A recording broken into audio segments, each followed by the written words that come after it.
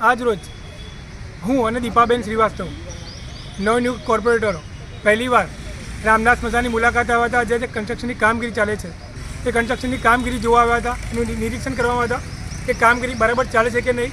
પરંતુ અમે ત્યાં ગયા ત્યારે અમે જાણ થઈ કે વિશ્વકર્મા કન્સ્ટ્રક્શનને કામગીરી અપાઈ છે, જેને 2 વર્ષની મુદત આપી હતી. 1.5 વર્ષ થઈ ગયું છે, 6 મહિનાનો સમય બાકી છે. 6 મહિના પછી તમે 3 મહિના વરસાદ ના કાઢો તો કામગીરીના રહ્યા 3 મહિના.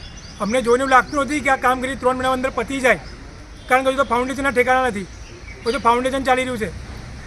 અને બીજી વાત કે તમે મારી પાછળ જે ગંદકી છે, ગંદકીના ઢગલા જોઈ શકો છો કે આ ગંદકી ચોક્કસ ગંદકીનું સામ્રાજ્ય છે.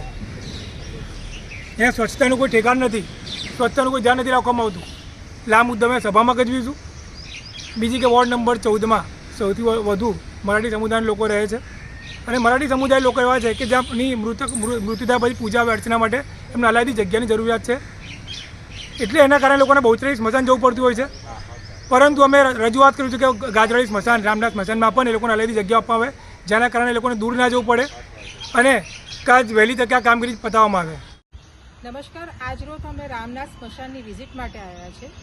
અહીંયા 2 વર્ષથી જે કામગીરી આ લોકોએ હાથમાં લીધી છે, આજે 6 મહિના ગત પૂરું થયું છે. હજુ સુધી એટલી ધીમી ગતિના આ લોકોએ કામ શરૂ કર્યું છે કે હજુ 10% પણ કામ પૂરું કરવામાં આવ્યું નથી, ફાઉન્ડેશન પણ નથી ભરાયું.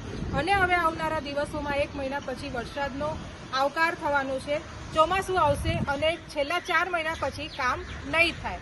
તો મારો પ્રશ્ન એ છે કે હવે આવી બેદરકારીથી, આવી શ્લોક તરીકે કામ કરવામાં આવે, શું આ સભ્યતા છે?